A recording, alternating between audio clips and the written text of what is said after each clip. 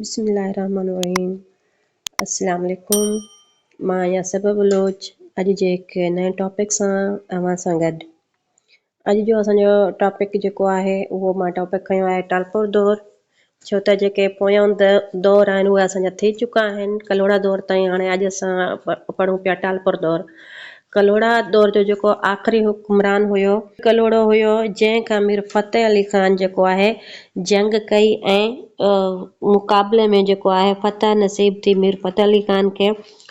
पोइ जेको आहे अब्दुल नबी जेको हुयो कलोड़ो उहो जेको वॾी जोधपुर निकितो। छो त हालाणी जे जेका फ़तह में टालपुरनि जा टे मुखिया सरदार शरीक हुआ। मुखिया जेके हुआ टे सरबराह हुआ, जंहिंमें मीर फ़तेह अली ख़ान, मीर सोहराब ख़ान ऐं मीर ठारो ख़ान हुआ। उन जॾहिं सिंध परॻणनि में त ॿाहिरनि खयां ऐं जन हैदराबाद खे गादी जो हंधि बणाए छॾियो। त इन्हनि जो जेको हुयो इन्हनि नालो रखियो पंहिंजो शहादादाणी टालपुर। इनखे जंहिंखे इन्हनि टिनि हिसनि में विराए छॾियो हुयो। जेको हिक खे हैदराबाद गादी जो हंधि बणायो हुयो मीर फ़तेह अली ख़ान, ऐं उन खां पोइ जेको हुयो ॿियो मीर सोहराब ख़ान, जंहिं जेको आहे खैरपुर खे गादी जो हंधि बणाए छॾियो। वरी जेके हिकिड़ा थी विया शहादादाणी, ॿिया थी विया सोहराबाणी, ऐं टियों जेको हुयो मीर ठारो ख़ान, जंहिं मीरपुर ख़ासि खे पंहिंजी गादी जो हंधि बणायो। उन्हनि वरी उन मीरनि खे वरी मलकाणी टालपुर चयो वेंदो आहे। इन चंद ते 61 साल हुकूमत कई आहे। ऐं उन हुकूमत में जेको हुयो इन्हनि जो नमूनो हुयो कलोड़ा दौर वारो ई हुयो।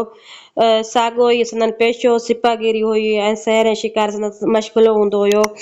ऐं उन खां अलावा जेके इन्हनि जे जेके सनत तिजारत उहा बि इन्हनि जी जेका हुई ठीके ते ॾिनल हूंदी हुई। ऐं मुल्क में जेको इन्हनि जो ज़रात वग़ैरह जेका सुठी थींदी हुई, तिजारत बि थींदी हुई ऐं आमदनी जेके इन्हनि खे सुठी थींदी हुई। पर जेके आहिनि इन्हनि जे दौरनि में ॾाढा जेके आहिनि हमला थिया। उन में वरी जेके इहे आहिनि ख़राज भरे करे उन्हनि सां ठाह कंदा हुया, छो त इहे ख़ुदि जेके हुया अमन पसंदि हुया। तंहिं करे जेके आहिनि वॾी ख़राबी इन्हनि जी इहा हुई त उनखे सॼी जेका सिंध हुई उनखे टिनि हिसनि में विरायो वियो हुयो। इन करे जेके आहिनि जेके बि अहदनामा थींदा हुया उन में जेके आहिनि हिक ॿिए ते राज़ी न हूंदा हुया, इतिहाद न कंदा हुआ। ईअं ई इन्हनि जो जेको पस मंज़र ते जेकॾहिं अचूं त इन दौर जो जेको वॾे में वॾो शाइर आहे उहो सचल सरमस्त आहे। जेकॾहिं इनखे टालपुर दौर खे सचल सरमस्त जो दौर चऊं त वधाउ न थींदो। ऐं इन दौर जो सभ खां वॾो शाइर मञियो वञे थो ऐं अदबी दुनिया में ही दौर वॾी अहमियत रखे थो। उन करे हिन दौर खे सिंधी अदब जो मिसाली दौर बि चयो वेंदो आहे। ऐं हिन दौर में सिंधी अदब में नवां लाड़ा, नवां रुझान ऐं नयूं तहरीकूं खणियूं आयो। हिन दौर में जेको हुयो दफ़्तरी ॿोली जेका हुई उहा फ़ारसी हुई ऐं जेका हुक्मरान हुया उन्हनि जी वरी मादरी ज़बान सराइकी हुई। पर सिंधी ज़बान खे बि इन्हनि वरी तरक़ी ॾियारी ऐं वॾो किरदारु अदा कयो। इन्हनि काफ़ी तालीम जे हवाले सां काफ़ी जेके आहिनि स्कूल खुलाया ऐं मस्जिदूं ठारायूं। उन खां अलावा इन्हनि ॾाढा सुठा कम कया। ऐं इन्हनि जे जेके सियासी तालुक़ हुया उहे ईरान सां हुया, छो त जेके इहे हुक्मरान जेके हुया इहे शिया हुया। उन में उन हवाले सां ईरान सां इन्हनि जा सुठा लाॻापा हुया। सियासी ऐं समाजी ऐं मज़हबी लाॻापा वेझा ईरान सां हुया। अहिड़ी तरह टालपुरनि जे दौर में केतिरियूं मज़हबी तहरीकूं बि हलियूं हुयूं। त इहो मां जो थोरो तव्हांखे तारुफ़ ॿुधायो आहे टालपुर दौर जो। हलूं था पंहिंजे MCQs जे तरफ़। जेके अॼु मां इन्हनि मां तव्हांखे इन जी हिस्ट्री में समाजी ऐं सियासी ऐं अदबी पस मंज़र त ॿुधाए चुकी आहियां, पर इन में जेके मां ख़ासि MCQs कढिया आहिनि जेके असांजे उन में टेस्ट में अची सघनि था लेक्चरार जे बारे में, उन ते हलूं था। अहम सवाल मां इन में खयां आहिनि। सवाल नंबर असांजो पहिरियों आहे, टालपुर हुक्मराननि कंहिं खां हुकूमत हासिल कई हुई? त इन्हनि जेको हुई कल्होड़नि खां हुकूमत हासिल कई हुई। कल्होड़नि ऐं टालपुरनि जे विच में आख़िरी जंग किथे लॻी? हालाणी में। सवाल नंबर टियों आहे, मीर फ़तेह अली ख़ान कहिड़े कल्होड़नि जे करे कहिड़े आख़िरी हुक्मरान खे शिकस्त ॾिनी? त मियां अब्दुल नबी कल्होड़ो जेको हुयो आख़िरी हुक्मरान हुयो। सवाल नंबर चौथों आहे, टालपुरनि कंहिंजी सरपरस्ती में सिंध में दाख़िल थिया? त उहे जेके हुया मुग़लनि जी। बज़्म टालपुर कंहिंजी तसनीफ़ आहे? त मिर्ज़ा अली मुत्तक़ी बेग जी किताब आहे।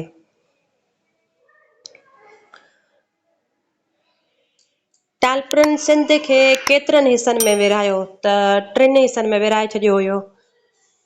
शाहदादाणी टालपुरनि सिंध जे कहिड़े शहर खे गादी जो हंधि बणायो?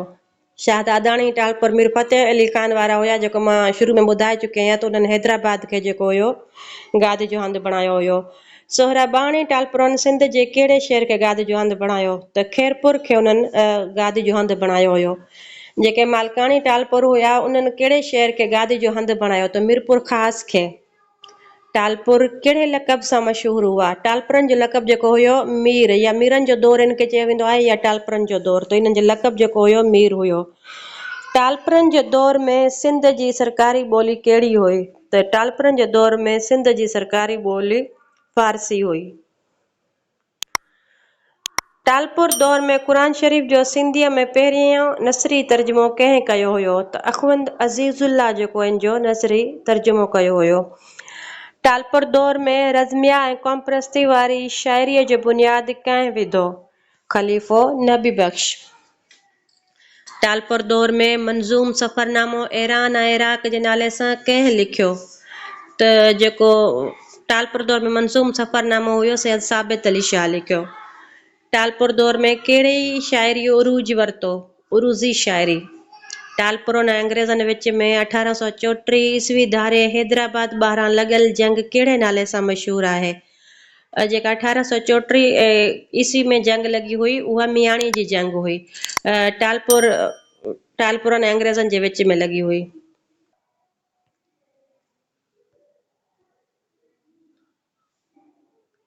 टालपुरनि ऐं अंग्रेज़नि जे विच में मीरपुर ख़ास भरिसां लॻल ॿी जंग कहिड़े नाले सां मशहूरु आहे? त दुॿे जी जंग। दुॿे जी जंग में सिंध जो कहिड़ो सूरमो शहीद थी वियो? हिते ग़लती थियल आहे, सूमरो लिखियलु आहे पर इहो सूरमो आहे। सूरमो मतिलबु दिलेर, बहादुर। दुॿे जी जंग में सिंध जो कहिड़ो सूरमो शहीद थियो? होशू शहीद। होशू शहीद जॾहिं इहो जर्नेल हुयो हुन टालपुरनि जी फ़ौज जो, त हुन इहो नारो हयो हुयो त मर वेसूं पर सिंध न ॾेसूं। टालपुर दौर में सिंधीअ ॿोलीअ में पहिरियों अलिफ बे ते दीवान कंहिं जो मिले थो? त ख़लीफ़ो गुल मोहम्मद हलाई जो दीवान मिले थो। इल्मु अदब जे लिहाज़ खां टालपुर दौर खे छा सॾिजे थो? मिसाली दौर। टालपुर दौर में ॿिनि शहरी सिन्फ़नि झोलड़ो ऐं घड़ोली जो बुनियाद कंहिं रखियो?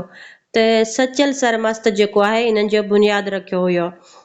टालपुर दौर जेको हुयो 1782 खां शुरू थियो हुयो ऐं 1843 ईस्वी में ख़तमु थियो हुयो। त 1843 खां अंग्रेज़नि जो दौर शुरू थियो हुयो। टालपुर टोटल जेका आहिनि 61 साल इन्हनि ते हुकूमत कई हुई। इहो थी वञे। उमेद आहे तव्हांखे वीडियो पसंदि आई हूंदी ऐं तमामु जल्द तेसिताईं ॾींदा इजाज़त। ओके, अल्लाह हाफ़िज़।